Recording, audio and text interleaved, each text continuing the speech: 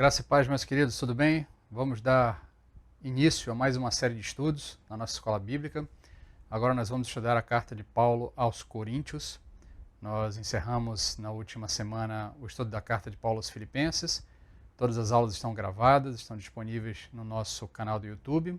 Estão disponíveis também na nossa plataforma, no nosso aplicativo, que você pode baixar direto na sua loja de aplicativos, no seu celular, tanto para Android quanto para iOS. Todas as aulas estão gravadas lá também, do nosso estudo na carta de Paulo aos Filipenses. Então, hoje nós vamos dar início a uma nova série de estudos, agora na carta de Paulo aos Coríntios.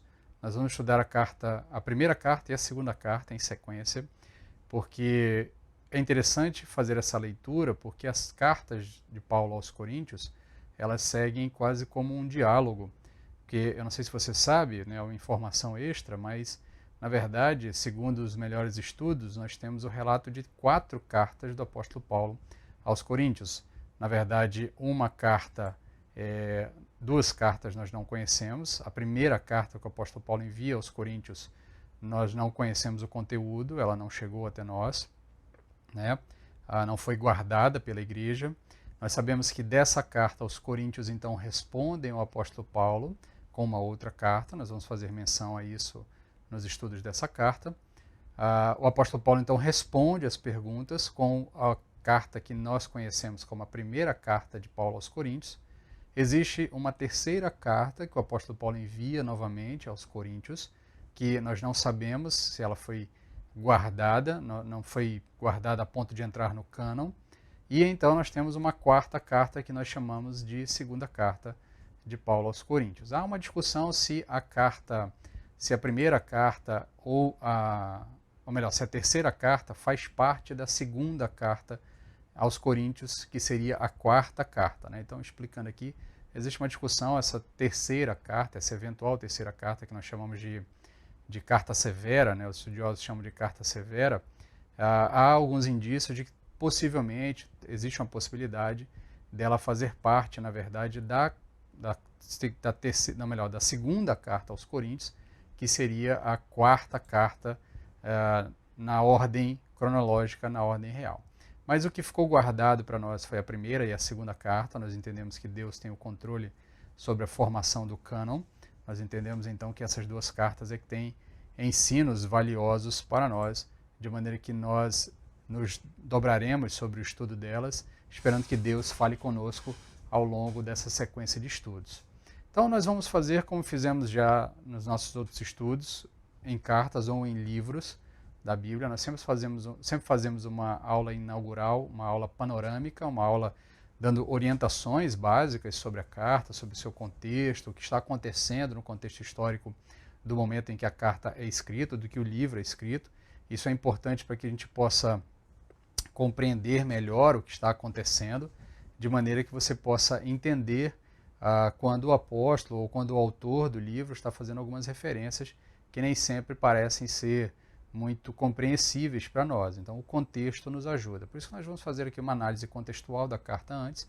Contexto histórico, contexto cultural, né, o contexto imediato, as razões pelas quais o apóstolo Paulo escreveu essa carta, o que está acontecendo na igreja que gera a escrita da carta.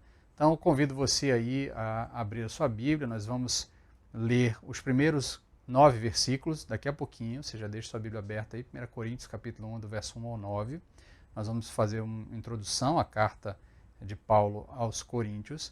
Então, convido você a já deixar sua Bíblia aberta, enquanto eu faço aqui algumas orientações iniciais, né, algumas informações iniciais. Então, abra aí a sua Bíblia, deixa guardadinha, enquanto eu faço aqui a transição do nosso slide, para que você possa acompanhar o que nós vamos estudar ainda de forma panorâmica sobre a carta. Primeiramente, a autoria. A autoria é do apóstolo Paulo e não há discussão sobre isso. Tá? É importante saber a autoria, porque nem todos os livros da Bíblia têm a sua autoria plenamente aceita no meio da discussão acadêmica. Há algumas cartas do apóstolo Paulo que se discute se foi ele que escreveu ou se foi um discípulo seu que escreveu.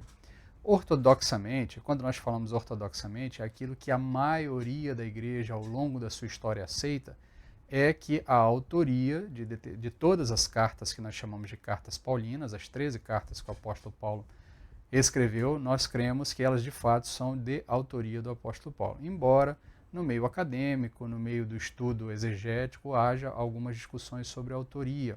Autoria também de outras cartas, de outros livros, de livros do Antigo Testamento. Então é sempre importante frisarmos a autoria. No caso da carta de Paulo aos Coríntios, das duas cartas, é muito claro que a autoria é do apóstolo Paulo. Não há discussão sobre isso, não há grandes debates sobre a autoria, então isso nos faz ter muita tranquilidade e segurança para afirmar a carta é do apóstolo Paulo. A data e a ocasião, tá? Em que momento ela foi escrita e a ocasião, o que ocasionou essa carta, tá? A carta é escrita, a escrita da carta se deu entre o ano 55 e 57, mais provavelmente para o ano 57, tá? Ali entre o ano mais dentro do período do ano 57 depois de Cristo, ao final do ministério de 3 anos em Éfeso. Se você se lembra da sequência de ministérios do apóstolo Paulo, ele então passa a Macedônia, tá? Está relatado lá no livro de Atos. Ele vai à região da Macedônia, que nós hoje conhecemos como a Grécia. Ele então vai à região da Macedônia. Lá na região da Macedônia ele entra por Filipos, onde nós estudamos na nossa última sequência de estudos. Ele funda uma igreja em Filipos. De Filipos ele segue para Tessalônica. De Tessalônica ele passa por Bereia. De Bereia ele vai a Corinto, tá? De Corinto, ele vai a Éfeso. Antes, ele dá uma passada por Atenas. Tá? Ou melhor, isso. Depois ele dá uma passada por Atenas. Lá em Atenas, a sua passagem é um pouco frustrada. Ele acaba não fundando nenhuma igreja lá. Mas logo na sequência ele vai então a Éfeso. Lá em Éfeso, então, ele funda uma igreja, fica 3 anos lá. Em Corinto, ele passou 1 ano e meio, cerca de 18 meses, trabalhando ali em Corinto. E lá ele fundou a igreja de Corinto, uma igreja que é bastante importante no seu contexto histórico ali, uma igreja que perdurou por muitos anos, a ponto de os pais da igreja, o período que nós chamamos de patrística, tá? Nós temos diversos pais da igreja que fazem referências à igreja de Corinto, inclusive escreveram cartas a essa igreja de Corinto, tá? O Clemente de Roma, tal, é um dos pais da igreja que escreveram cartas à igreja de Corinto. Você pode encontrar elas na internet, basta pesquisar. Né? Então é importante percebermos que é uma igreja que perdurou por alguns séculos. Tá? O período dos pais da igreja é no século I, século II já, século II e III, na verdade, vai basicamente até o século IV, o período da patrística, e a igreja de Corinto permaneceu firme ao longo desses primeiros séculos. É uma igreja bastante importante, é um marco importante na história da igreja. Mas ainda por ocasião da escrita, o que aconteceu? Um grupo de irmãos vindo de Corinto, membros da casa de Cloe, isso vai ser citado ali no capítulo 1, verso 1, trouxeram um relatório dos problemas enfrentados na igreja, especialmente problemas de divisões. Tá? A igreja estava passando por um problema de divisão, um problema interno, havia ali uma formação de pelo menos 4 facções, uma facção que se dizia de Paulo, uma facção que se dizia de Apolo, uma facção que se dizia de Pedro e uma 4ª facção que se dizia de Jesus, tá? Se dizia de Cristo. Provavelmente deviam ser os que davam mais trabalho. Né? Normalmente, esse pessoal que se apresenta assim, como nós não seguimos homens, nós seguimos Cristo, eles normalmente tendem a ter um comportamento um tanto quanto espiritualizado demais, que na verdade não reconhece as estruturas que a própria igreja formou ao longo da sua história, que o próprio Cristo formou. Mas a gente vai ver isso com calma quando chegar lá mais para frente, quando falarmos das questões das divisões. Tá? Eles então enviam uma carta também ao apóstolo Paulo, tá? Eles enviaram uma carta que chegou até o apóstolo Paulo, ele vai fazer referência a essa carta lá no capítulo 7, verso 1. Lembra que eu falei que é um diálogo, ele escreve uma primeira carta, eles escrevem uma carta de volta, o apóstolo Paulo escreve uma segunda carta, que é a primeira carta de Paulo aos Coríntios. Ele escreve então uma terceira carta, eles recebem, e depois ele escreve uma 4ª carta, que é a que nós chamamos de segunda carta aos Coríntios. Tá? Então eles enviam essa carta com uma série de dúvidas, e o apóstolo vai tratar dessas dúvidas ao longo da resposta, ao longo da escrita da carta. Certo? Qual é o contexto histórico e cultural da igreja de Corinto ou da cidade de Corinto? Tá? A cidade de Corinto era uma cidade do seu tempo, era uma cidade importante para o seu tempo, uma cidade cosmopolita, tá? Uma cidade com mais de 100 mil habitantes. Isso para os tempos antigos era uma população muito vasta, muito grande. Para que você tenha ideia, ali Roma, no auge da sua densidade populacional, teve algo em torno de 1 milhão a 2 milhões de habitantes. Né? Para os nossos padrões modernos, isso parece ser um pouco pequeno, se você considerar que cidades como São Paulo têm 20 milhões, outras cidades do mundo têm na casa das dezenas de milhões de habitantes. Né? A nossa cidade mesmo, Porto Velho, se você calcular toda a população de Porto Velho e todos os seus distritos, a gente vai bater aí a casa do 500 mil de habitantes. Então, para os nossos padrões modernos, parece pouca gente, mas para os padrões do mundo antigo, desse período, é muita gente, é uma cidade cosmopolita, é uma cidade que recebia muita gente o tempo todo, porque é uma cidade portuária. É uma cidade também famosa por 2 templos que existiam naquela cidade, o templo de Afrodite e o templo de Apolo. O templo de Afrodite era um templo bastante famoso, bastante conhecido, ele ficava no alto de um monte, né, o Acrocorinto, né, ficava no alto de um monte, e no alto desse monte ficava então o templo com uma quantidade exorbitante de prostitutas cultuais, tá, mulheres que vendiam seus corpos para participar do culto à sua deusa, a deusa Afrodite. Tá? Isso vai influenciar diretamente em alguns comportamentos dos membros da igreja de Corinto e em algumas coisas que o apóstolo Paulo vai falar ao longo da carta, porque nós cremos e entendemos pelos estudos do texto e também do contexto histórico que muitas dessas mulheres acabaram se convertendo e passaram a integrar a igreja de Corinto. Então houve ali algumas coisas que o apóstolo Paulo vai precisar orientar para que as coisas caminhassem da melhor forma possível. Até porque essas mulheres, essas sacerdotisas, essas prostitutas cultuais, elas também tinham um papel de liderança no culto à sua deusa, né, no culto à deusa Afrodite, ou tinha um papel de liderança também ali na comunidade em torno daquele templo, e isso vai gerar alguns conflitos com o padrão que se praticava naquele período dentro da igreja, que se compreendia sobre a relação de homem e mulher. Isso nós vamos falar também ao longo da carta, que esse é um dos temas que o apóstolo Paulo vai falar, sobre a questão das mulheres, a participação das mulheres no culto, a liderança das mulheres na igreja, como é que isso deve ser desenvolvido. Nós vamos tocar nesse ponto, nós vamos passar por ele ao longo dos nossos estudos. Qual o contexto, além do contexto religioso que eu estava citando aos irmãos, a cidade de Corinto era conhecida exatamente por causa da presença desse templo, a deusa Afrodite, e dessa quantidade exorbitante de prostitutas, e também uma cidade portuária, recebendo marinheiros o tempo todo, pessoas que passaram muito tempo no mar, em alto mar, e acabam chegando na cidade procurando algum tipo de diversão, algum tipo de extravasamento, né, para o período de isolamento. É muito natural, é comum até nos nossos dias modernos que as cidades portuárias enfrentem problemas com um alto índice de prostituição, e inclusive com prostituição de crianças, de homens, de mulheres. Né?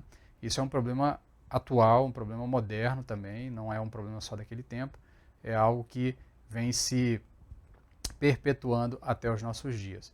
Mas então, como era uma igreja, uma cidade bastante cosmopolita e também com um comportamento libidinoso muito aflorado, né, por conta de todo esse contexto, alguns comediantes gregos, e aqui quando você fala em comediante grego, você tem que desgrudar da ideia do comediante moderno. Tá?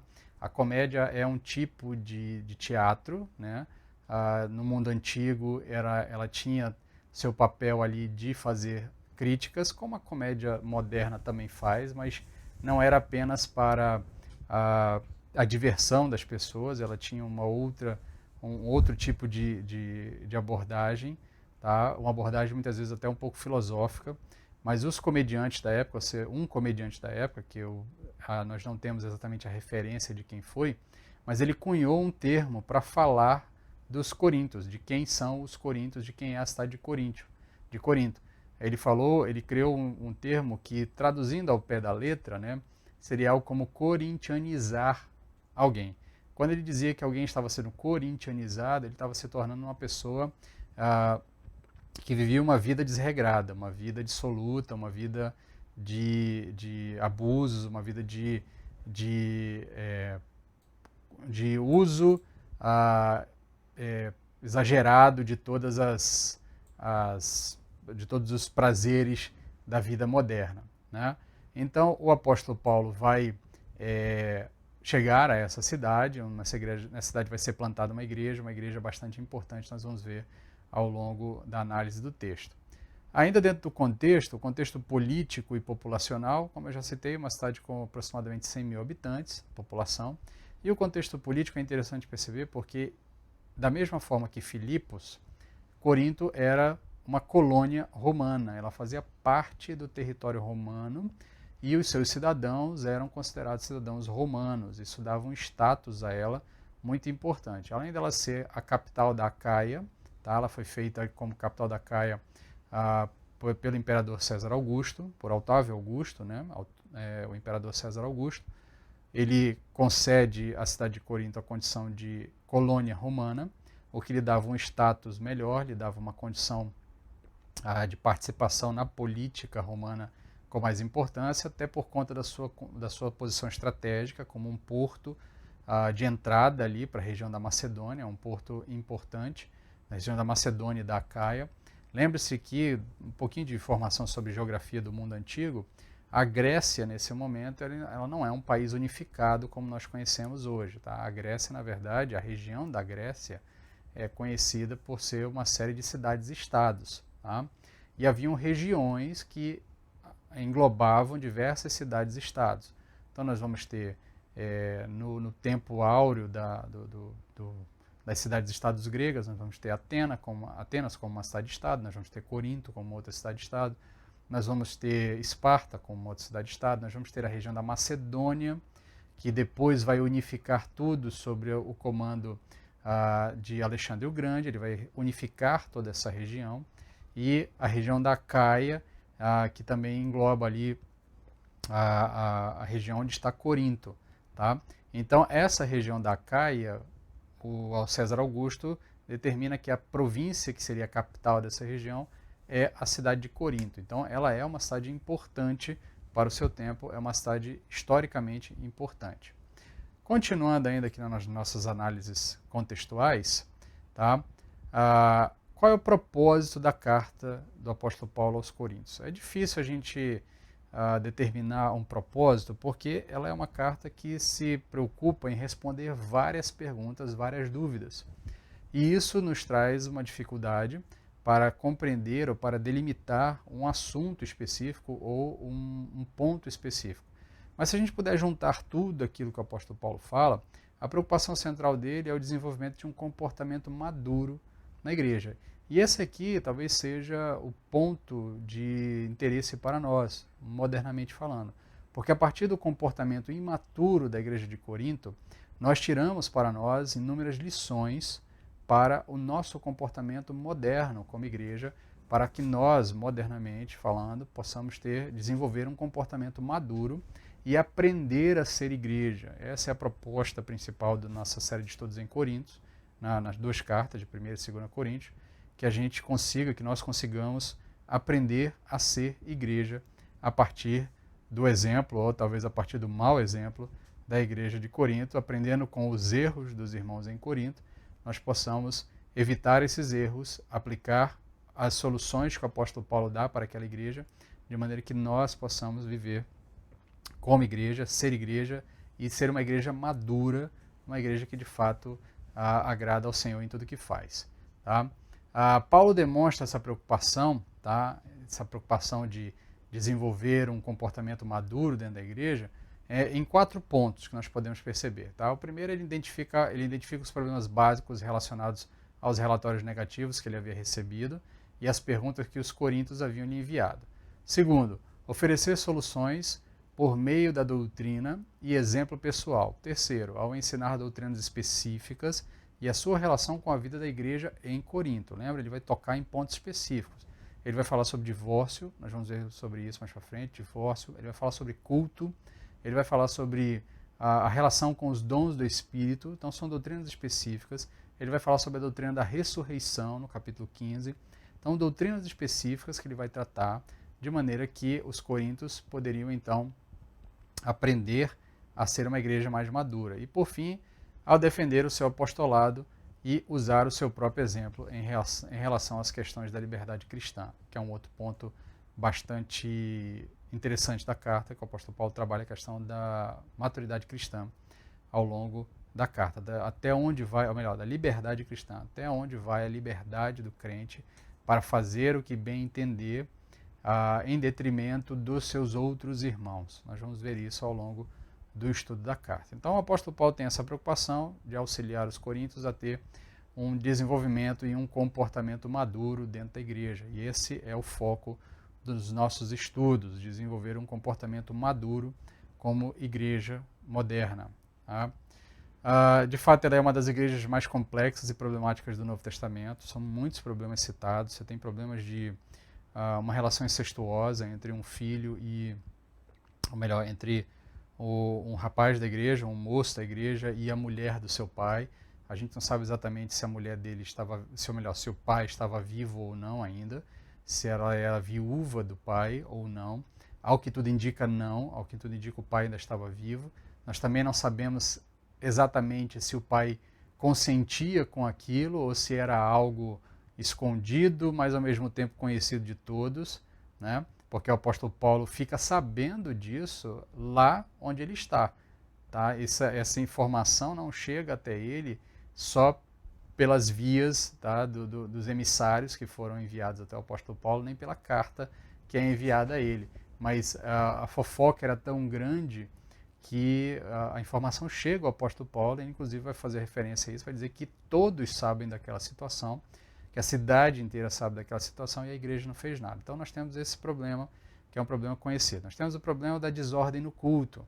Há todo um problema com a compreensão do que é o culto, da questão da ordem do culto, do uso dos dons no culto, a questão com os dons de línguas que ele vai falar, a questão também da ceia, que as pessoas estavam se embriagando, estavam se empanturrando na ceia e não estavam, na verdade, participando da ceia como deveriam participar, estavam participando indignamente da ceia. Nós vamos ver o que significa isso. Quando chegarmos lá no estudo da ceia, nós vamos ver também problemas com disciplina na igreja em diversos outros pontos. Nós vamos ver a questão de divórcio, novo casamento, como é que a Bíblia trata isso. Então, são muitos problemas. Tinha um grupinho, além das facções internas na igreja, tinha um grupinho que simplesmente passou a crer, né, ao contrário de tudo aquilo que o apóstolo Paulo já havia pregado a eles ao longo do seu período lá.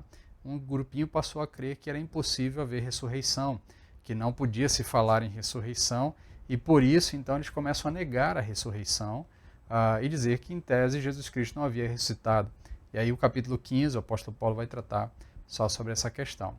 A forma como o apóstolo Paulo trata as questões e os problemas da igreja em Corinto serve como paradigma para nós ainda hoje. Então, essa é a nossa proposta, é usar a expertise que o apóstolo Paulo traz para nós, os ensinos, as soluções que ele traz para aqueles problemas, para nós, de forma que nós, modernamente, possamos corrigir também os nossos erros como igreja, as nossas falhas como igreja, e possamos amadurecer na vida cristã.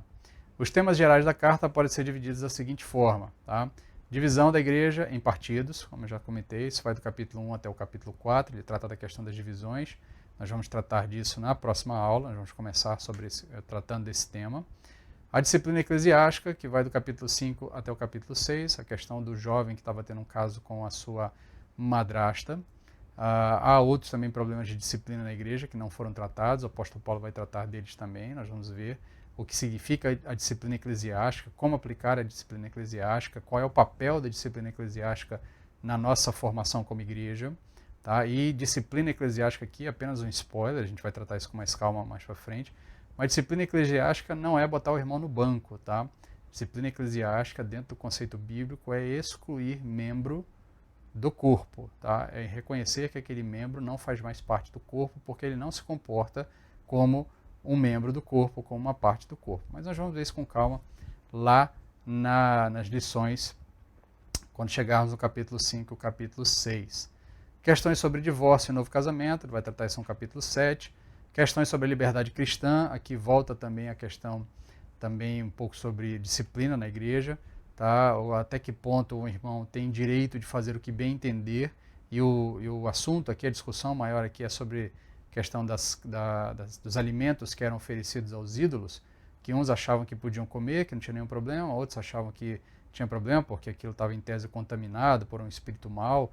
Nós vamos ver como é que isso se desenvolve na nossa relação como igreja, como é que isso pode ser aplicado a nós, modernamente falando, tá? Se isso ainda tem validade para nós. Nós vamos ver a questão da liberdade cristã também, lá no capítulo 8. Questões relacionadas ao culto, vai do 9 ao 11, tem a questão da ordem no culto, a questão da participação das mulheres no culto, a questão da participação dos dons no culto, como é que isso deve ser organizado, isso tudo vai ser tratado. Nós vamos tratar também o capítulo 9 até o 11. Depois ele vai adentrar especificamente na questão dos dons, né, porque o uso dos dons está englobado dentro de todo o trabalho, toda a tratativa sobre o culto. Aí vai ter capítulo 12, 13 e 14, ele vai falar de dons, ele vai falar do amor como um caminho mais excelente. Nós vamos tratar do capítulo 13 isoladamente, porque ele é um parêntese dentro da discussão toda, tá? Um parêntese que na verdade responde a toda a discussão. Inclusive, a quase todos os problemas estão respondidos ali no capítulo 13, os problemas da carta. E volta ao capítulo 14, falar mais uma vez sobre dom, fechando ali a discussão sobre a questão dos dons na igreja. Nós vamos falar de dom de língua, dom de revelação, os dons espirituais, os dons que nós chamamos de carismáticos, a gente vai falar de cessacionismo, a gente vai falar de continuismo, de todas essas coisas que envolvem a discussão dos dons, quando chegarmos lá no capítulo 12 e 14. É importante que você nos acompanhe até lá, tenha paciência, porque nós vamos fazer como fizemos na carta aos Filipenses.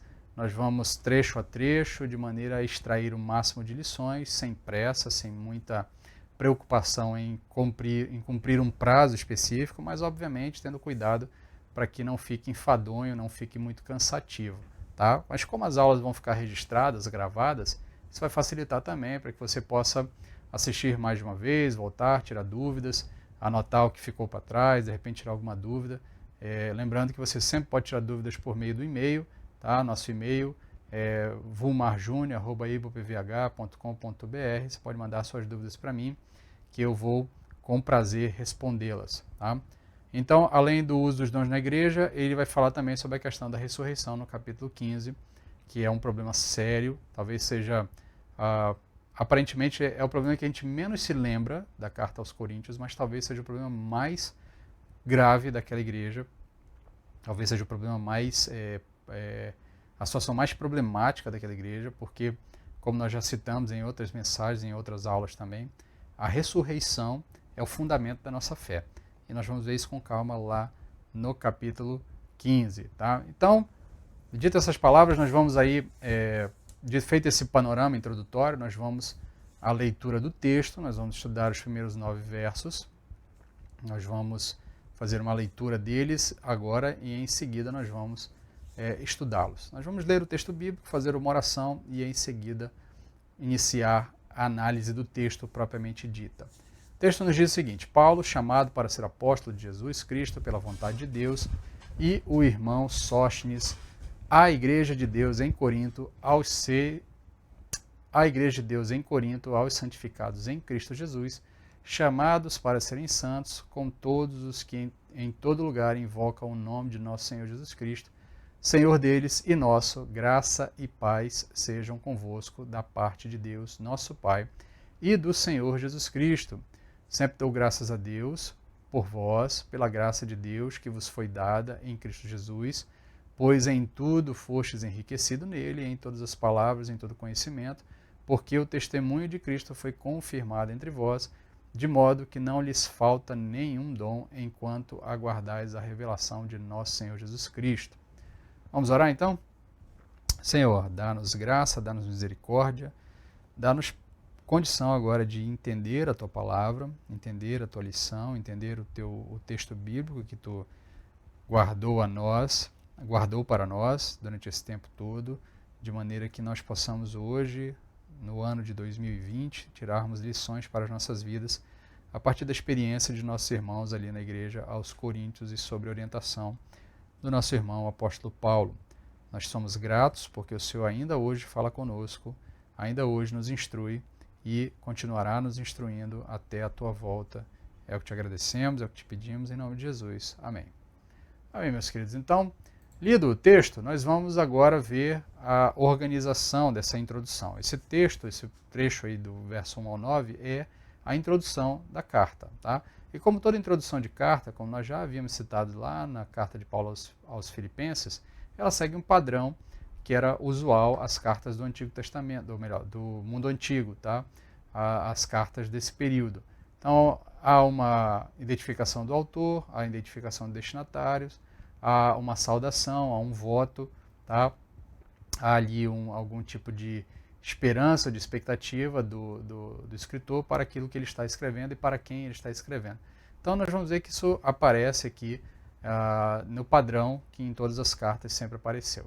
Então, o autor, apóstolo Paulo, se apresenta, Paulo, chamado para ser apóstolo de Jesus Cristo pela vontade de Deus, e o irmão Sóstenes, está o verso 1. Paulo se apresenta como apóstolo de Cristo. Por quê? Tá? E aqui, por que eu estou chamando a atenção para isso? Às vezes parece estranho para a gente, mas se você já percebeu, ou melhor, parece estranho não, passa batido para nós, mas se você já percebeu, volta e meia o apóstolo Paulo precisa estar se identificando como apóstolo. É interessante que os outros apóstolos do colégio apostólico, eles não necessariamente se apresentam como apóstolos, né? Por exemplo, você vai ver lá João, ele não costuma se apresentar como apóstolo, Pedro também não tem muita necessidade de ficar defendendo o seu apostolado, mas o apóstolo Paulo sofre com isso. Ele tem um problema sério, porque ele, como ele mesmo diz, ele é um apóstolo fora de tempo, né? Ele é como se fosse quase como fruto de um aborto, né? Alguém que nasceu fora de tempo. Ele precisa estar o tempo todo justificando o seu apostolado e a sua condição de apóstolo. E é interessante que ele tenha que fazer essa justificativa aos Colossenses, ou melhor, aos Coríntios, sendo que foi ele mesmo que fundou aquela igreja, né? Isso é interessante, essa preocupação dele. E por que ele tem que fazer isso? Porque mesmo que ele não faça muito tempo que ele tenha saído lá da igreja aos Coríntios, a gente crê que cerca ali de menos de 10 anos entre o momento em que ele passa por Corinto e ele tem que escrever essa carta, tá? Você tem ali menos de uma década, talvez ali algo em torno de 5 a 6 anos, se a gente tentar fazer uma cronologia mais apurada. Não faz muito tempo que o apóstolo Paulo passou por lá e já estava instaurado dentro da igreja um grupo que estava negando a condição do apóstolo Paulo como apóstolo. Primeiro porque talvez uma das justificativas que dava é que ele não era judeu, nascido em território judeu, ele era nascido na dispersão, né? Ele é nascido fora do território judeu, ele é nascido em Tarso, Tarso não é território judeu, mas ele era filho de judeus e como filho de judeus ele mantém a sua linhagem, ele foi circuncidado, ele segue todos os ritos, por isso ele é considerado judeu. Mas havia essa desconfiança, olha, ele não é nascido lá na Judéia, então não sei se ele é bem judeu, assim. A outra desconfiança é que ele não fez parte do colégio apostólico, dos 12 principais, além de ter sido um perseguidor ferrenho ali nos primeiros anos da igreja, mas tinha toda essa dificuldade, as pessoas haviam uma certa dúvida, né? Especialmente os judaizantes, né? Aquele grupo de pessoas que haviam se convertido ao cristianismo, mas achavam que precisava unir o cristianismo às práticas judaicas, especialmente aquelas leis mais cerimoniais e as guardas de dias e guardas dietéticas. Então, especialmente esse grupo colocava sempre em dúvida a condição do apóstolo Paulo como apóstolo de Cristo. E é importante a gente fazer essa referência porque o uso da palavra apóstolo aqui precisa ser entendida. Quando o apóstolo Paulo está dizendo que ele é apóstolo de Jesus, ele não está usando a palavra em seu sentido mais simplório, em seu sentido mais comum. Porque a palavra apóstolo, se traduzida ao pé da letra, se traduzida diretamente, ela significa basicamente emissário. Alguém que foi enviado com uma missão para levar uma informação. Então, todo aquele que é enviado a uma outra cidade, a um outro município, ele é apóstolo. Apóstolo, por exemplo, os irmãos que foram até a igreja de Corinto, ou melhor, até o apóstolo Paulo com uma carta ou um pedido ou algum tipo de solicitação da igreja aos coríntios, eles eram apóstolos daquela igreja. Um outro exemplo, por exemplo, lá quando estudamos Filipenses, nós vimos que Epafrodito foi até o apóstolo Paulo levar uma oferta. Então ele foi na condição de apóstolo, ele foi um emissário, ele foi levar alguma coisa a outra pessoa, uma informação, alguma dádiva, alguma coisa. Então, no sentido básico da palavra, apóstolo significa emissário, alguém que foi enviado com uma missão de fazer algo. Tá? Então, nesse sentido, nós somos apóstolos ainda, tá? Porque temos a missão de levar o evangelho a todas as criaturas. Mas quando o apóstolo Paulo fala de apostolado, e quando ele faz essa junção apóstolo de Cristo, tá? O que ele está querendo dizer é que ele recebeu um chamado do próprio Cristo nas mesmas condições dos 12 originais. Dos 12 originais e depois de Matias, que é incluído no colégio apostólico, tá? Por autoridade do colégio apostólico. E perceba que depois disso o colégio apostólico não coloca mais ninguém. Os apóstolos vão morrendo, vão sendo mortos, alguns vão sendo mortos, todos eles, na verdade só João é que não morre, não é morto, né? João faleceu, mas ele não foi morto, mas todos os outros apóstolos foram morrendo, foram sendo mortos pela perseguição, primeiro a perseguição dos judeus, depois a perseguição dos romanos, mas o fato é que o colégio apostólico não se reúne para substituí-los, a exemplo do que fez com Judas, tá? Então há uma compreensão de que esse colégio é um colégio fechado. É um colégio fechado. E Paulo é incluído nesse colégio como um 13º apóstolo. Por isso ele vai defender o seu apostolado. E aqui quando ele fala apóstolo, o que ele está querendo dizer é isso. Eu sou apóstolo nas mesmas condições dos 12, nas mesmas condições do colégio apostólico e com a mesma autoridade deles. E aqui a autoridade apostólica é a autoridade revelacional, é a autoridade de quem fala em nome de Cristo para a igreja como um todo, e a sua orientação vale para toda a igreja. Não é à toa que o apóstolo Pedro, que é tido como líder do colégio apostólico, vai lá nas suas cartas, né, fazer referência aos ensinos do apóstolo Paulo, dizer que o que o irmão Paulo nos ensina é difícil, é de difícil compreensão, mas é palavra de Deus para nós. E como palavra de Deus para nós, ela serve para a nossa instrução, ela serve para a nossa edificação. Então, o apóstolo Paulo está aqui se colocando no mesmo pé de igualdade com o colégio apostólico. Isso é importante entender porque, modernamente falando, e ao longo de toda a história da igreja, ortodoxamente falando, tá? Volto a dizer, quando eu digo ortodoxamente falando, é aquilo que a ampla maioria da igreja entendeu, nós não temos uma sucessão apostólica. Embora a tradição católica romana entenda que haja uma sucessão dos papas, tá? Cada papa, em tese, seria um sucessor do apostolado, especialmente do apostolado de Pedro, tá? Começaria então em Pedro, e aí a partir de então cada um dos líderes seria sucedido por outro com a mesma autoridade. O ponto é que nós entendemos de maneira ortodoxa, inclusive até na sua grande maioria, tanto a tradição reformada como a tradição protestante, né, que vem ali junto com a tradição reformada, nós entendemos que não há essa sucessão apostólica. Os nossos líderes atuais, nossos pastores, nossos mestres, nossos presbíteros, nossos diáconos, os nossos bispos ou qualquer outra expressão que a gente use para dar nomenclatura às nossas lideranças, eles não têm autoridade apostólica, eles têm autoridade sobre a igreja, eles têm autoridade de liderança, autoridade pastoral, autoridade vocacional que a igreja concede a eles, entendendo que eles foram chamados para liderarem a igreja, para alimentar a igreja, para ensinarem a igreja, mas nós não reconhecemos nesses homens a autoridade apostólica, especialmente a questão revelacional. O ponto é que, modernamente, alguns se levantaram, disseram que são apóstolos, que receberam uma visão, que receberam algum tipo de chamado específico, tá?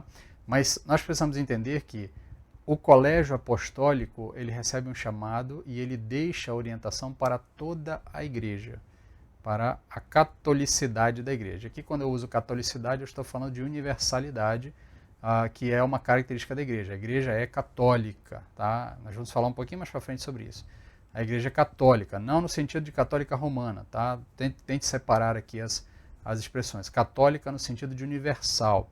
A igreja é uma igreja única e esse colégio apostólico, ele foi chamado para liderar toda essa igreja no seu início e dar os fundamentos para que essa igreja desse a sua continuidade. Os fundamentos, obviamente, vêm daquilo que Cristo ensinou aos apóstolos.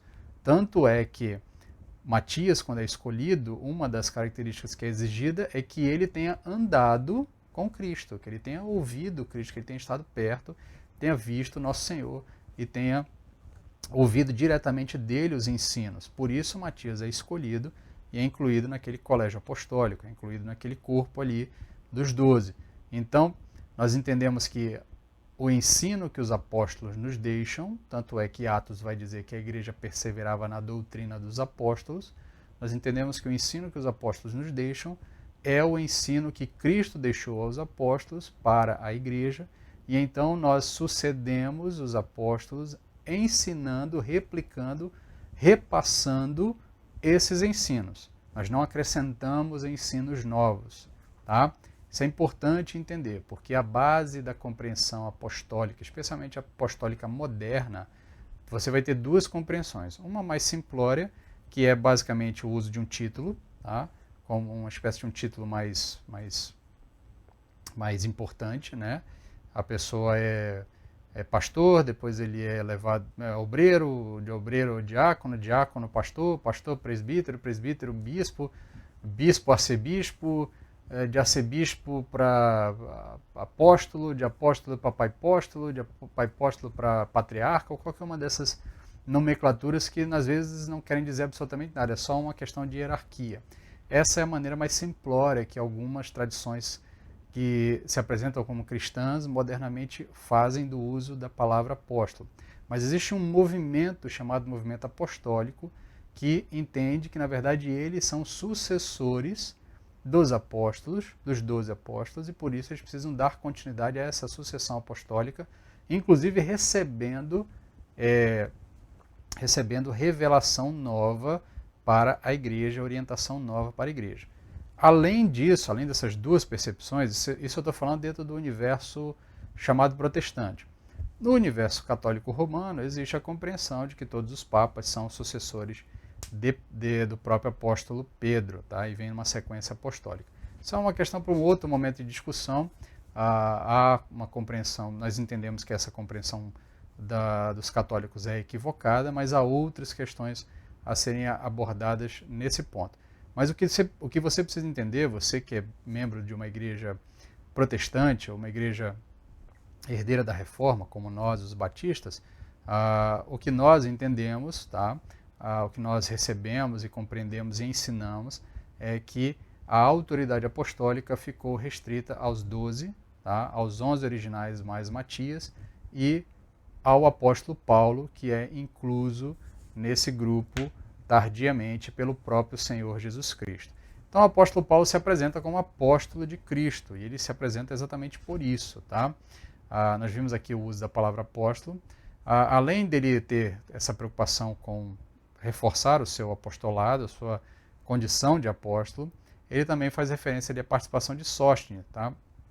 Nós cremos que o Sóstenes que ele está fazendo referência é o Sóstenes que era o chefe da sinagoga de Éfeso, que é provavelmente onde o apóstolo Paulo está hospedado, e está ali hospedado na casa de Sóstenes, e de lá que ele está escrevendo. Nós entendemos também que é provável que Sóstenes estivesse auxiliando o apóstolo Paulo na escrita, porque lá no capítulo 16, verso 21, o apóstolo Paulo vai dizer que ele cumprimenta, né, eu vos cumprimento, assinando de próprio punho. Tá? Então é muito provável que o apóstolo Paulo não tenha escrito a carta de próprio punho, ele ditou e Sóstenes estava escrevendo. Por que isso? Porque o apóstolo Paulo, nós sabemos isso a partir da leitura das suas cartas do Novo Testamento, ele tinha um problema de visão que impedia que ele tivesse facilidade para escrever. Em outro momento, em uma outra carta, ele faz referência dizendo, olha, vede com quão grandes letras vos escrevo. Ou seja, ele fez um esforço, teve que escrever com letras enormes porque ele não estava enxergando bem. Além de ser muito comum na época do apóstolo Paulo que alguém fosse contratado para escrever uma carta, embora isso fosse um serviço muito caro. Tá? As pessoas não eram alfabetizadas como nos nossos dias. Se nos nossos dias nós já temos um déficit de analfabetismo, ou melhor, nós temos um índice de analfabetismo enorme e um déficit de alfabetização, nos tempos antigos isso era estratosférico, mas muito superior aos nossos índices modernos. Então, o apóstolo Paulo, embora fosse alfabetizado, era também comum você contratar alguém para escrever, até por uma questão de caligrafia mesmo. Tá?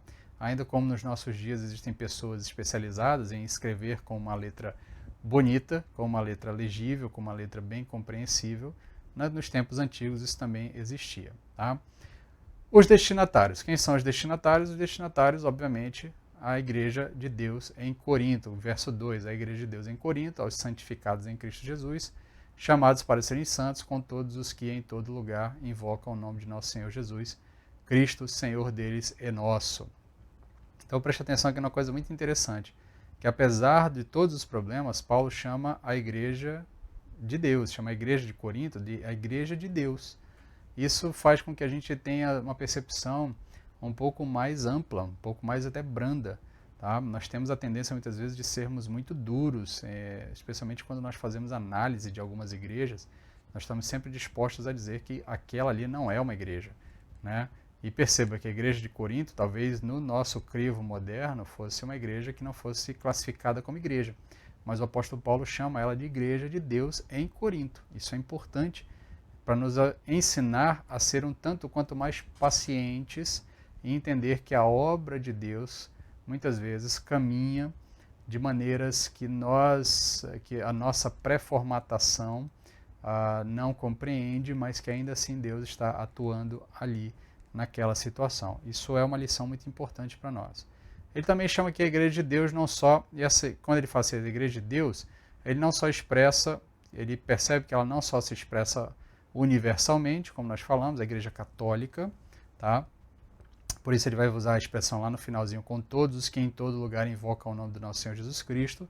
Ou seja, a igreja é composta por todos aqueles que em todos os lugares invocam o nome de nosso Senhor Jesus Cristo.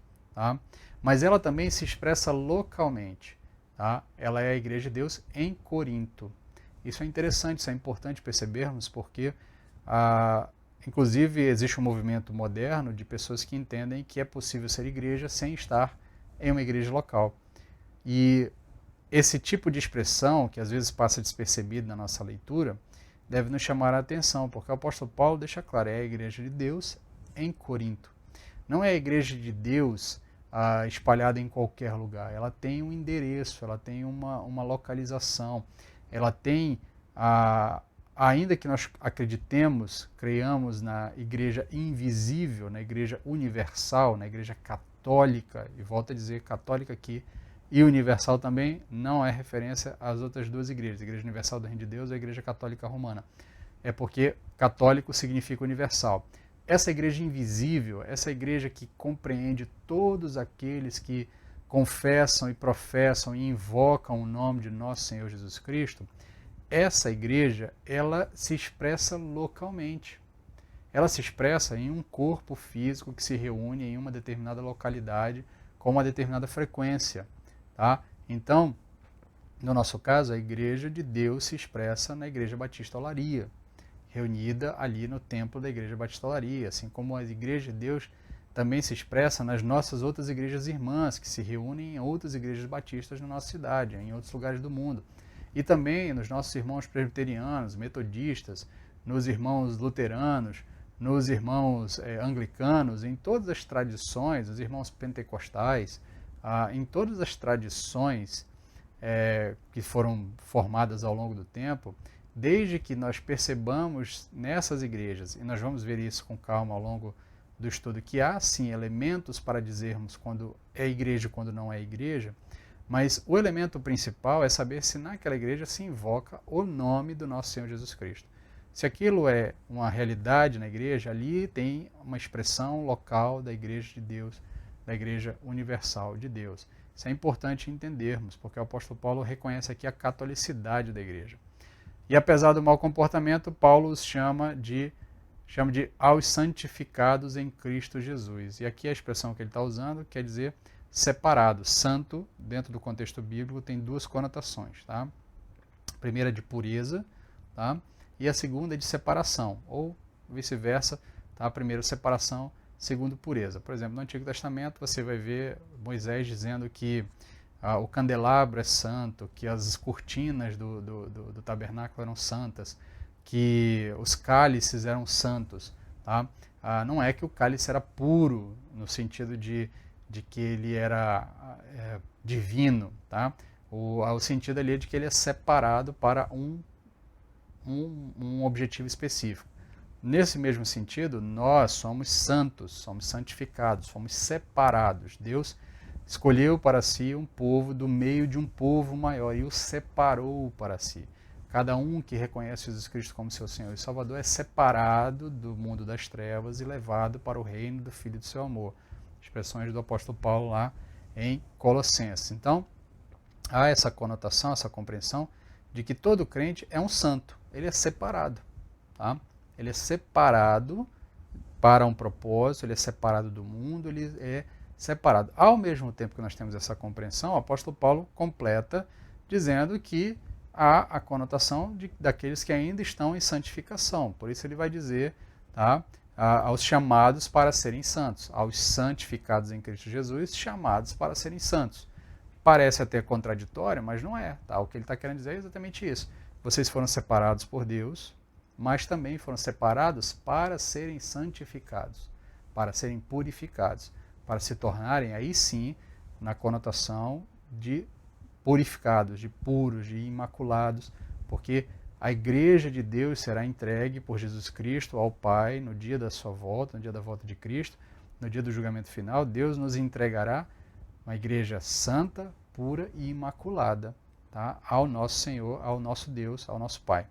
Certo? Então, nós percebemos aí que todos esses que confessam o nome de Jesus Cristo, que invocam o nome de nosso Senhor Jesus Cristo, eles são santos e estão separados e estão sendo santificados.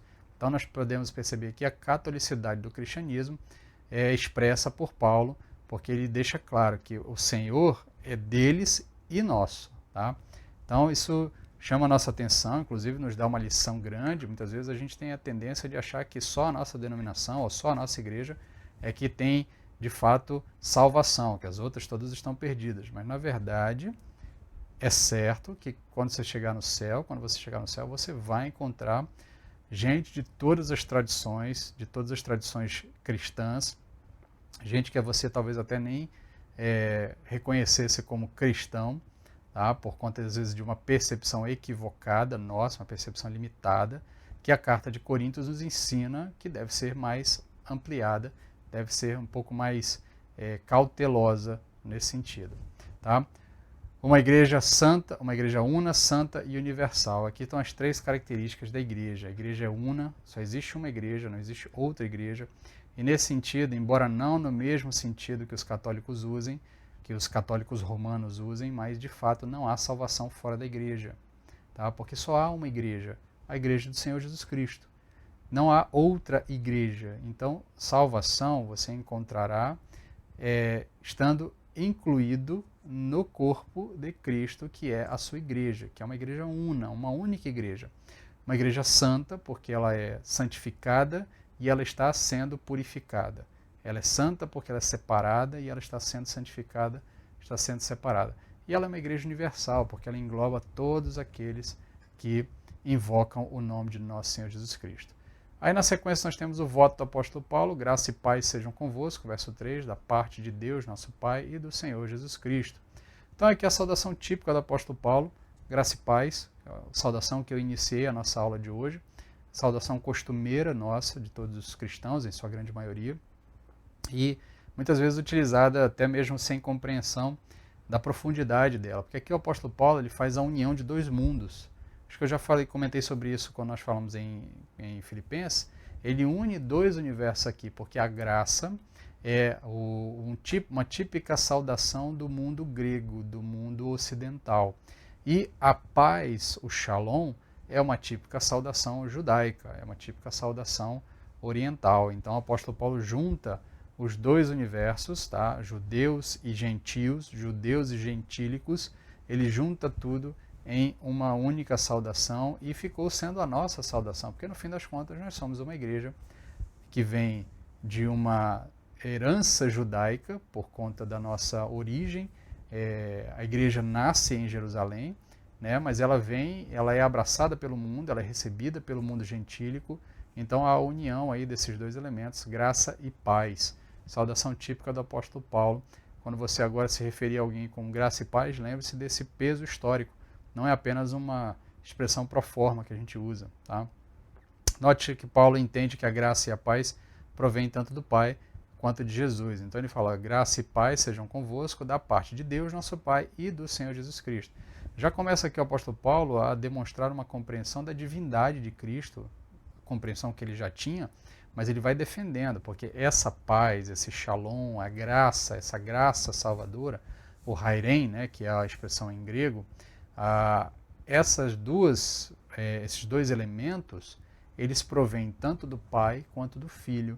E se provém do Pai e do Filho, só pode prover do Filho, do Senhor Jesus Cristo, se ele tiver as mesmas condições do Pai para ser o provedor da graça e da paz, especialmente da compreensão do shalom, porque o shalom é associado muito a Yahvé, é o shalom de Deus, né? O que denota a compreensão paulina da divindade de Cristo, como nós já comentamos. Paulo também reconhece o senhorio de Jesus, colocando-o em igualdade com o senhorio de Yahvé, Adonai. Tá? Yahvé é a expressão no Antigo Testamento que faz referência a Jeová, tá? É aí o tetagrama sagrado, né? Ivhe, Vavhe, né? Ele é o que é, né? Eu sou o que sou. E Adonai é Senhor. Tá? Então, muitas vezes, quando a Bíblia traduziu, especialmente quando foi traduzindo para o grego, traduziu-se essa expressão Ivhe, Vavhe, ou Yahvé, ou Jeová, pela expressão Adonai, Senhor. E quando no Novo Testamento, ainda que escrito em grego, tá, vai chamar Jesus Cristo de Kyrios, de Senhor, né, é nessa mesma conotação. Então demonstra o apóstolo Paulo aqui reforçando a divindade e o senhorio de Cristo. Tá? Na sequência ele vai fazer um voto de gratidão, tá? Ele vai iniciar, na verdade, uma expressão de gratidão. Sempre sou grato a Deus por vós, pela graça de Deus, que vos foi dada em Cristo Jesus, pois em tudo fostes enriquecido nele, em todas as palavras e em todo conhecimento, porque o testemunho de Cristo já foi confirmado entre vós, de modo que não vos falta nenhum dom, enquanto aguardais a revelação de nosso Senhor Jesus Cristo. Novamente, Paulo se mostra otimista. Diante de tantos problemas na igreja, ele ainda enxerga virtudes. Ele deixa claro, a graça foi derramada sobre vocês, em tudo vocês foram enriquecidos, vocês têm um testemunho de Deus foi confirmado em vocês receberam todo tipo de dons. Então o apóstolo Paulo é bastante otimista para com a igreja de Corinto, embora a igreja de Corinto fosse claramente uma igreja extremamente complicada, cheia de problemas, cheia de falhas, cheia de defeitos. Paulo reconhece uma igreja enriquecida nele, e em toda palavra, enriquecida nele, em Cristo, né, e em toda palavra, em todo conhecimento. Então preste atenção, o apóstolo Paulo reconhece entre os irmãos da igreja de Corinto uma igreja de pessoas sábias, de pessoas que fazem um bom uso da palavra e têm conhecimento da palavra, uma igreja enriquecida, não só do ponto de vista da abundância financeira, porque era uma realidade da igreja de Corinto, mas é uma igreja enriquecida porque recebeu todas essas coisas. Recebeu a palavra, recebeu o conhecimento, recebeu dons. Então o apóstolo Paulo reconhece entre eles uma igreja abençoada, uma igreja enriquecida. Paulo reconhece que o testemunho de Cristo já foi confirmado entre os coríntios. E aqui é a ideia de que, de fato, pessoas confessavam Jesus Cristo como Senhor e Salvador. Esse é o testemunho de Cristo, tá? Posto que o Espírito Santo derramou sobre ele todos os dons conhecidos na igreja, todos os dons conhecidos na igreja de Corinto. Então o apóstolo Paulo diz, olha, o testemunho de Cristo foi confirmado em vocês, tanto é que o Espírito enviado por Cristo à igreja derramou sobre vocês toda sorte de dons. Não faltou nenhum dom à igreja aos Coríntios. Uma igreja problemática, uma igreja cheia de defeitos, cheia de falhas, mas que o Espírito Santo derramou todos os dons que nós conhecemos, os dons relatados no período apostólico, foram vistos e foram experimentados e foram derramados sobre a igreja de Corinto. Nós vamos ver isso com mais calma quando chegarmos lá à questão dos dons. Aí o apóstolo Paulo finaliza ali com uma esperança, tá? Ele também vos firmará até o fim, para serdes irrepreensíveis no dia do nosso Senhor Jesus Cristo. Fiel é Deus, por quem fostes chamados para a comunhão de seu Filho Jesus Cristo, nosso Senhor. Então Paulo tem uma confiança plena na obra de Cristo em relação à sua igreja. Vos firmará até o fim. Paulo então aqui tem certeza que aquele que começou a boa obra há de terminar. Ele fala isso também aos Filipenses. Isso é uma certeza do apóstolo Paulo para todas as igrejas e é uma certeza para nós. A Igreja Batista Olaria foi fundada não por homens, foi fundada por homens em um momento da história, mas é o próprio Senhor Jesus Cristo que cuida dela, é uma igreja do Senhor Jesus Cristo e Ele mesmo, tá, firmará ela, manterá essa igreja firme até o dia da sua volta. Essa é uma obra do Senhor Jesus Cristo. Isso alguns reformados vão chamar isso da tradição da perseverança dos santos. Quem mantém os santos no caminho da perseverança para a salvação não é o esforço pessoal do santo, mas é a própria obra de Cristo na sua vida. É o próprio Espírito de Deus atuando na vida do salvo que o mantém firme até a volta de Cristo. Ainda que a gente tenha tropeços e falhas, mas é a obra de Cristo em nossas vidas que nos mantém firmes até a sua volta. Tá? Paulo crê na perseverança dos santos, Paulo crê na perseverança dos santos, pois a obra não é humana, mas é do próprio Cristo, como eu já havia comentado anteriormente. Então a fidelidade de Deus é a base da certeza de Paulo. Deus chamou, Deus mantém, Deus corrige, Deus cuida até o final. Por isso ele vai dizer ali, fiel é Deus, por quem fostes chamados para a comunhão de seu Filho Jesus Cristo. Aqui temos uma outra tradição também, bastante cara a nós, é que a salvação é um convite. Ninguém vai à salvação por conta própria, ou porque deseja a salvação, ou porque simplesmente entendeu que era melhor a confessar Jesus Cristo como Senhor e Salvador. As pessoas são convidadas, é o Espírito Santo que nos convida para isso, é o Espírito Santo que nos convence do pecado, da justiça e do juízo. É o Espírito Santo que usa os demais crentes para convidar outras pessoas, anunciando o Evangelho a elas, de maneira que elas possam então serem confrontadas com a realidade das suas almas, a realidade da sua vida, a sua realidade eterna, e possam então perceber o Espírito Santo agindo nas suas vidas e confessar Jesus Cristo como Senhor e Salvador. Propósitos de Deus para a sua igreja, os propósitos de Deus para a sua igreja serão cumpridos sempre, porque é o Senhor que começa a obra, é o Senhor que dá continuidade na obra, é o Senhor que permanece até o fim na obra, de maneira que os meus planos, como o próprio Deus diz, meus planos não serão frustrados. A igreja do Senhor não será frustrada. Óbvio que a igreja do Senhor vai encontrar percalços na vida, vai sofrer, vai ter dificuldades, mas a obra do Senhor será completada em sua igreja, por meio da sua igreja. Isso é uma realidade para nós. Isso nos dá tranquilidade, segurança, nos dá certeza de que nós não precisamos lutar batalhas que não são nossas. Não cabe ao cristão tentar salvar a igreja de Deus, mas a igreja de Deus é cuidada pelo próprio Espírito. Cabe ao cristão viver a igreja de Deus, ser igreja de Deus, fazer aquilo que agrada a Deus. Quem cuida da sua igreja, quem protege a sua igreja, quem resguarda a sua igreja é Deus, certo? Então, e finalizando, vamos aqui às nossas aplicações desse primeiro trecho que nós estudamos. Tá? A primeira aplicação é que toda igreja terá problema. Tá? A igreja que talvez seja a igreja mais problemática do Novo Testamento é, ao mesmo tempo, a igreja mais abençoada do Novo Testamento. É a igreja que recebeu todos os dons, é a igreja que tinha pessoas com sabedoria, com entendimento, com capacidade, e ainda assim era uma igreja cheia de problemas. Então, problema é uma realidade do homem caído, tá? Do ser humano caído. Onde houver ser humanos caídos, onde houver ser humanos em santificação, onde houver ser humanos em recuperação por meio da ação do Espírito Santo, haverá problemas. Por isso, isso chama a nossa atenção, porque às vezes a gente se desmotiva com a igreja. Ah, mas minha igreja tem problema, ah, porque tem um irmão que é assim, ah, porque tem o pastor é assado, ah, porque o líder tal é assim. Meus irmãos, mudar de igreja não vai resolver. Quando você for para outra igreja, lá vão ter outros problemas, talvez tenham até os mesmos problemas. Então, nesse sentido, você só muda de igreja quando é impossível continuar lá. Quando é impossível, até mesmo pela boa relação das pessoas, permanecer lá. Mas, fora isso, não há razão para mudar de igreja. Tá?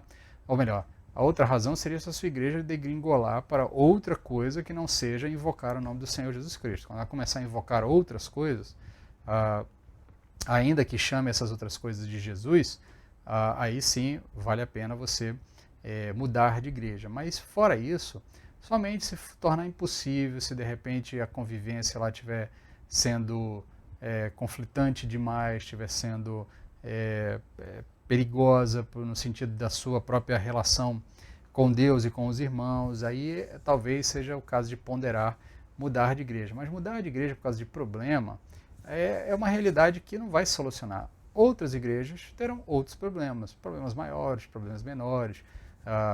Às vezes você tem um ambiente mais favorável à solução de problemas, às vezes tem um ambiente menos favorável à solução de problemas, mas o fato é que problema sempre vai ter, porque onde tiver ser humano caído, ser humano em dificuldade, vai ter problema. Então, não se desanime por causa dos problemas, pelo contrário, arregace as mangas, envolva-se, participe da solução, disponha-se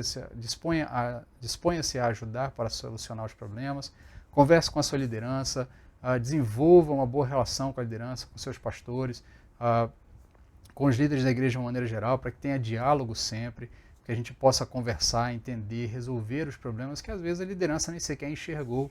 Às vezes a gente tem a sensação de que a liderança, o pastor, ele é onisciente. Ele não é onisciente, a liderança não é onisciente, por isso a gente compartilha a liderança de maneira que a gente possa ir sabendo o que está acontecendo e tendo a possibilidade de solucionar da melhor forma possível. Mas quanto mais pessoas se engajarem, se envolverem, maior será a chance de nós resolvermos os nossos problemas, as nossas dificuldades. Quanto mais membros arregaçarem as mangas e participarem, tentando solucionar as nossas dificuldades, os nossos problemas, maior será a nossa chance de solucioná-los e de ter então um ambiente melhor para desenvolver-nos como igreja, alcançarmos a maturidade, como nós nos propomos no início do estudo, alcançar essa maturidade cristã. Ainda, tá? Então, por isso, não abandone a sua igreja por motivos menores. Tá? Lembrando que para abandonar a sua igreja você precisa ter motivos muito sérios, motivos muito fortes, que te levem a compreender. Tá? Eu entendo que as duas áreas de motivos seria, primeiro, se a sua igreja se desviou, tá? Se ela passou a invocar outra coisa que não seja Jesus Cristo, se ela passou a cultuar outra coisa que não seja Jesus Cristo. E aqui, quando eu falo de cultuar, não estou falando de liturgia. Tá? Há espaço para liturgias modernas, para liturgias mais clássicas, há espaço para liturgias mais orientadas a um tipo de música, a um tipo de comportamento, outras para outro tipo. O fato é, se mudou foi o objeto do culto. Se o objeto do culto passou a ser o homem, passou a ser o líder, passou a ser o bem-estar da membresia, aí é um problema que você deve pensar seriamente se a sua igreja de fato é uma igreja cristã, é uma igreja que invoca o nome do nosso Senhor Jesus Cristo. Aí vale a pena pensar em, de repente, mudar de igreja. Tá?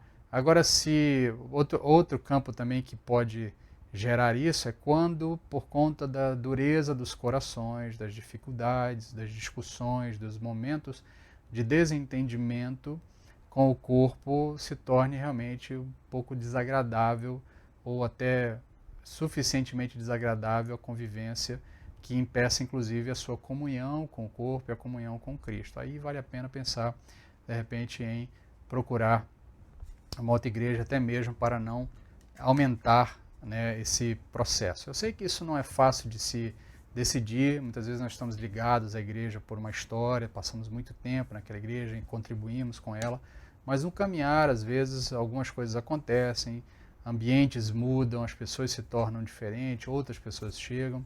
Então vale a pena pensar, ponderar nesse tipo de situação, quando a sua comunhão com Deus está sendo abalada pela relação com outros irmãos na igreja, aí é um ponto a se pensar em mudar de igreja, óbvio, mas primeiramente, como nós vamos ver lá para frente, quando o apóstolo Paulo tratar disso, a primeira coisa é tentar solucionar essas diferenças, solucionar essas dificuldades. Mas quando onde houver a dureza do coração, talvez isso viabilize algum tipo de mudança de igreja. É óbvio, o fato de você mudar de cidade, mudar de bairro às vezes, de mudar de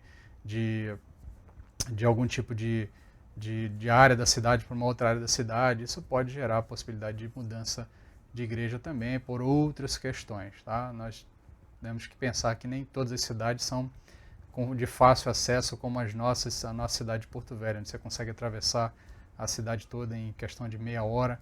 Então, pessoas de bairros distantes conseguem congregar em igrejas um pouco mais distantes. Mas isso aqui não é o ponto. O ponto aqui é que toda igreja tem problema e você deve considerar isso como um fato a se pensar para a sua participação na igreja.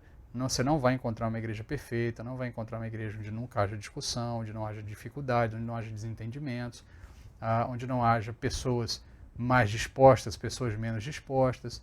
Essa é a natureza do ser humano.